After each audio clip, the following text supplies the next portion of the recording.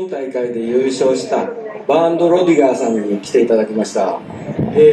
彼はですね、27歳で、アロハクラシックでデビューして、22年にカーボベルデで、初めてチャンピオンになりました。で、僕は彼の大ファンでいつも見てるんですけど、今大会も結構すごくて、優勝なんですけど、1回戦からクォーターファイナル、セミファイナル、ファイナル、全部トップで、完全優勝です。で、ファイナルの得点が 13.17 で、最後の1本で 7.5 点という、高得点をマークしてて、あのメンバーで、あのコンディションで、その結果っていうのは、ちょっとね、驚異的だと思います。で、そこで質問に入るんですが、ウィンドサーフィンってなんかホームアドバンテージの大きいスポーツなんです。で、彼はいつもマウイで、サイドシュアでダウンザラインをしているウェーバーです。それが全く異なる御前崎のオンショア、まあそこそこサイズのある波、ジャンクな海面で一番の演技をしたんですよ。で、その対応力とか適応力がどっから来るのか聞いてもらえますか？ I would just start by saying that I'm as surprised as everyone else. Definitely didn't see it coming. Looking at the forecast from just 1 week out from the competition, I could see that the forecast was pretty uncertain. The conditions were very questionable. We weren't sure if we were even going to be able to run. And on the day that we ran the competition, it was nothing like even the local people here have experienced before. The day before, the wind was coming from straight on shore, and that's something that they almost never see. And so then when we started running heats, I think locals, veterans, rookies, even Hawaii boys like myself, you know, we were all on a level playing field because no one really knew how to ride the wave. It was so different. And you know, you mentioned before that my last competition win was in Cabo Verde in 2022, and that competition was very similar because we hadn't had an event at that venue since 2007. So you know, I had been windsurfing for 3 years at that time. Almost no one that I was competing with had really any experience in that place. And so both of these events for me were challenges in just learning on the fly, learning how to ride a wave that you've never really experienced before, which means that you have to ride very intuitively. You can't necessarily go into it with a plan because you don't know what it's going to be like. And I never really felt like I truly understood what was happening out in the water until the very last wave of the very last heat during the final. That's when I finally felt like, okay, I understand this place. そういった意味で彼のライディングの、多くでリップを蹴ってからボトムターンしてまたリップを蹴ってっていうのを、音章だったからだと思うんですけど S 字でこう描いてるんですね。でそれがアウトサイドからインサイドまで続いていく。でそれを見るだけでもグリングリしてて楽しい。それで、ダウンザラインっていうよく言われるんですけど、そのラインっていうのはダウンしてアップしてラインをつなぐっていうことでダウン&アップザラインということになるんですが、それでもスピードが全然落ちないと。でそれどころかブンブンブンブンってなんか音が聞こえてきそうなほどのドライブ感があるんですね。そのやり方なんてちょっと教えてくれますか？ Like I said before, you know, I'm not so great at competing when I have like a plan. I feel that there are other competitors that have better plans than I do. For the most part, I'm a very intuitive windsurfer. I windsurf with feeling, I windsurf with emotions. An example of that is 1 month before the Aloha Classic this year, I was training at Ho'okipa every day. And because my feeling was there, I was very excited about the competition coming up. And then I was able to make it to the finals for that competition and get second place. And I just suddenly felt like all the emotion just drained out of me. And I actually didn't sail again at Ho'okipa after the competition for like over a month. I just really didn't feel like going back there. Instead, I sailed all the places in Maui that I used to sail when I was a kid, when I was a child. Places where the waves are actually kind of less than ideal, but good for learning. And I don't know why, but I just felt emotionally connected to sailing those waves. What I mean to say is that you have to follow a certain flow. You have to do what feels natural, do what feels right. Windsurfing is a wonderful practice in that it's very similar to music. It's very similar to many arts. Of course, there are rules. Of course, there are techniques to practice. But ultimately, it's something that you do with your heart. 僕は雑誌とか、ウェブとか、記事を書くときに彼のキャッチフレーズとして型を崩しても型なしにならず非常識な動きをスタイリッシュな常識に変えるイメージセッターと呼んでいます。でそんなあなたがですね、それを支えるために大事にしているウェーブの基本って何ですか？ Yes, definitely. Whenever you're in a new place, it's very important to go back to your fundamentals.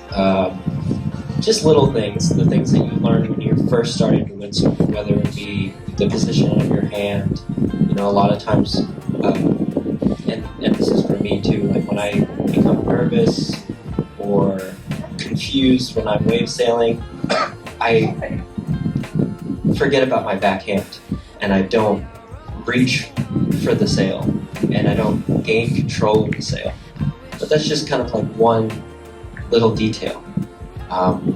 Going back and reminding yourself of your fundamentals is really important wherever you're wave sailing, but especially on a day like we had during the competition where everything is so confusing, everything is so new.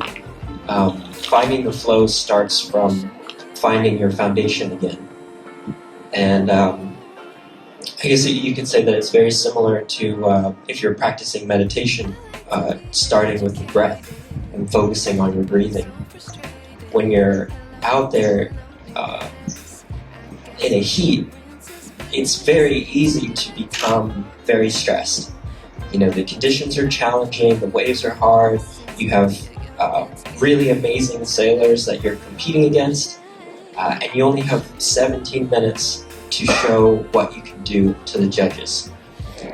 You have to find a way to eliminate all of that from your mind and just focus on one turn after another, doing things that you know you can do, focusing on your body, bending your knees, and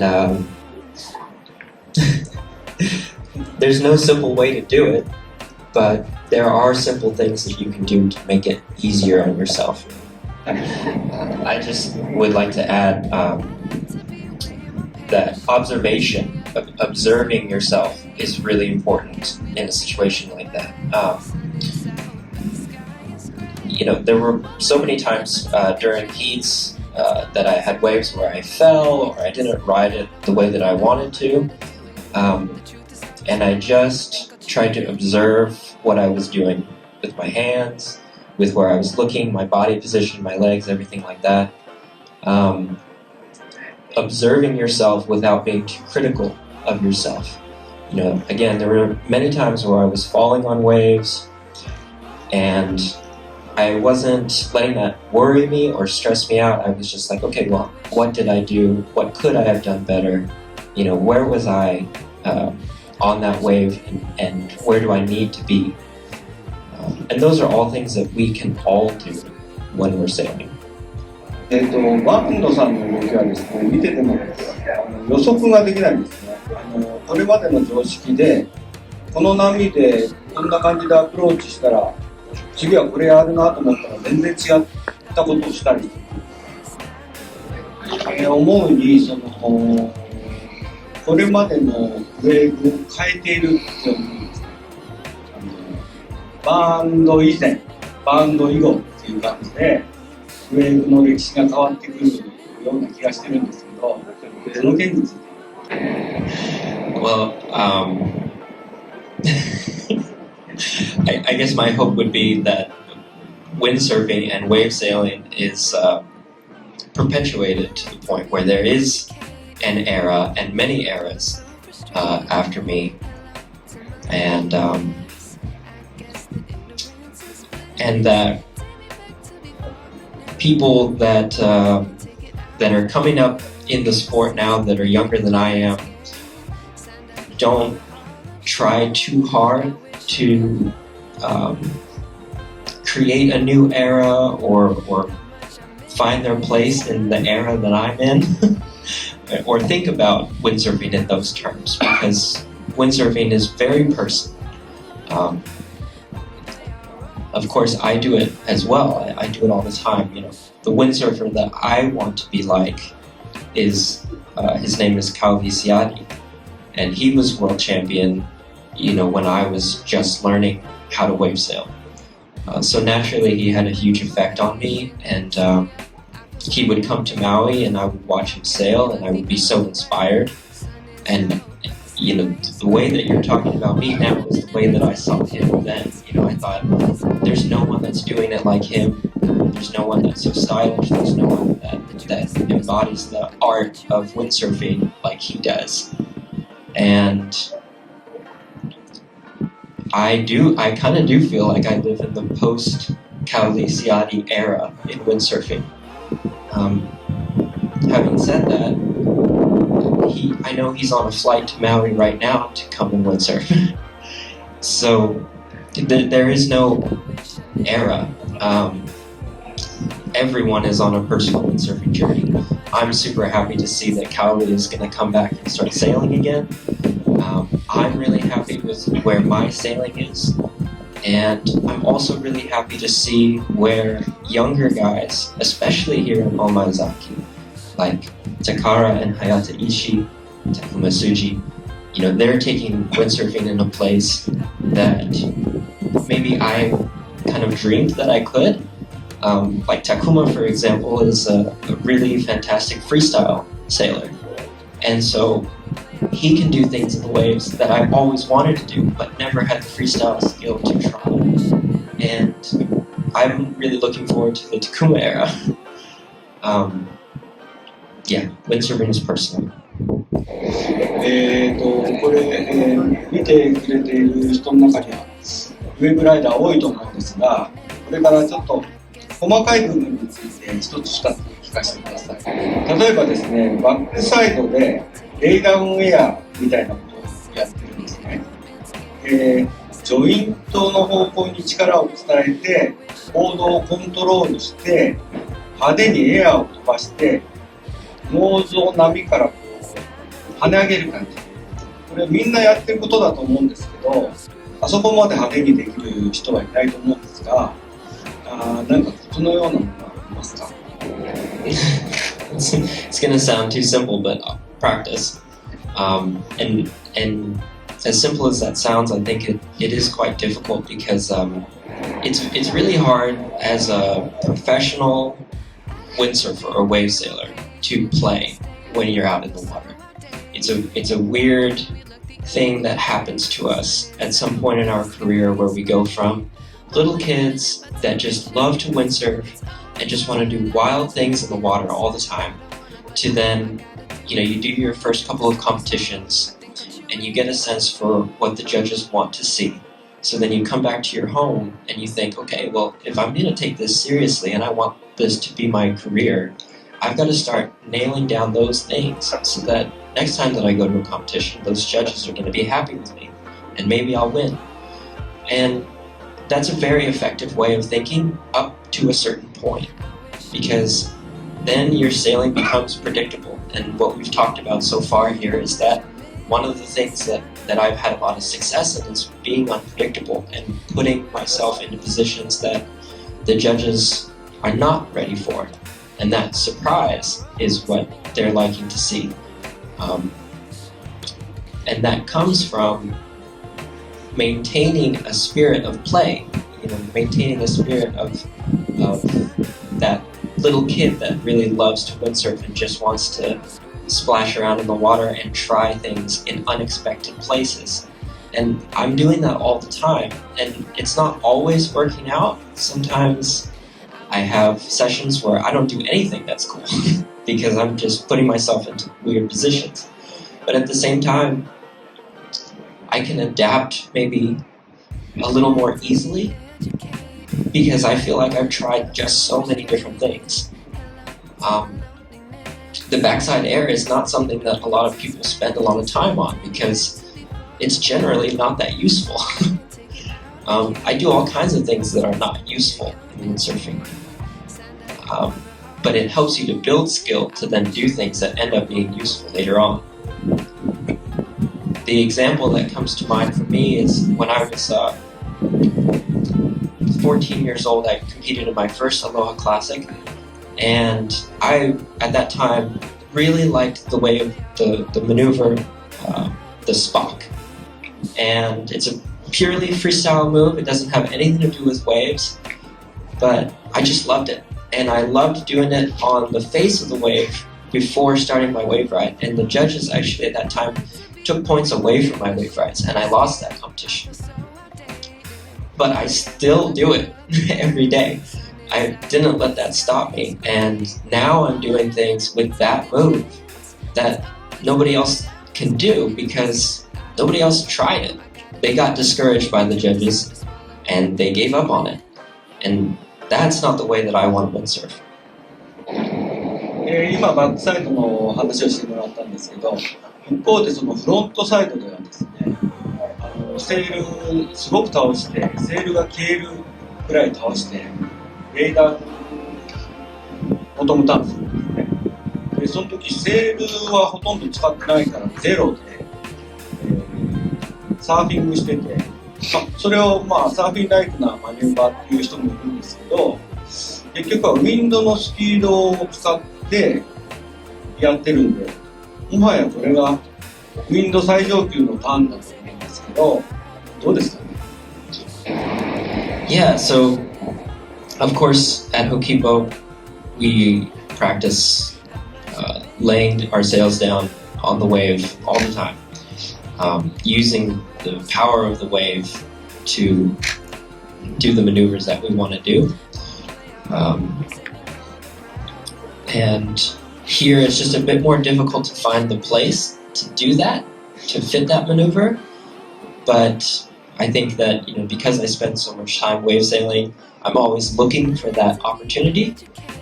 And the few times that I was able to find it was how I got the scores that I did and how I found success in this competition.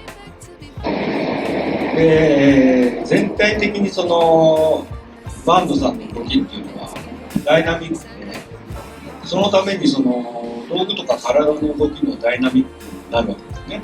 で、普通そんなことしたら、道具とか体とかいろいろバランスが崩れて、しょうがなくなっちゃうんですけど、バンドさんはそれを普通にやって安定的にアグレッシブさを実現している。これ天才ですかってちょっと。どうもありがとう。試合でバンドさんは必ずそのクライマックスをこう作るというかクリエイトしてくれるんですね。で、僕は彼の、ライブとか見るときには必ず最後にやるぞと思って見てるんですけど、でそれで途中までやってても負けてても逆転する。一発逆転の技をその一か八かで出すんじゃなくて、ほとんどの場合メイクしてみせるんですね。逆転サヨナラ男とも呼んでるんですが、メンタル、スキル、それからタイムラグなく反応するしなやかな体を持ってて、今バーンドさんは最高潮だと思うんですけど、も、これ以上進化をどこに求めますか？ Yeah, consistency. You know, I knew during the final that something good was going to happen if I was given the chance by the waves. Just judging by the way that I was feeling all day, it felt like my process personally was going really well. And I don't know, that there are just days when you just agree with yourself really well. And that was one of those days. So I wasn't sure how the result was going to go because, you know, you can't control the weather, you can't control the waves. You don't know if an opportunity is going to come. Every other heat before that, at the very last moment, the opportunity came, a good wave came, and I was able to do something on it to pass the heat. And I wasn't sure if that was going to happen during the final. But I felt really good. I spent a long time during that final just sailing around on the outside because I knew that if I put myself in the right place, something good would happen to me. And what I would like to work on coming out of this event is for every competition to feel that way. That I don't necessarily care about the result so much as that the day goes the way that I would like it to go. You know, that I have an easy time with myself, if that makes sense. That I feel peaceful. はい、ありがとうございました。じゃあ最後にですね、なんか日本のファンに驚かすようなメッセージをお願いします。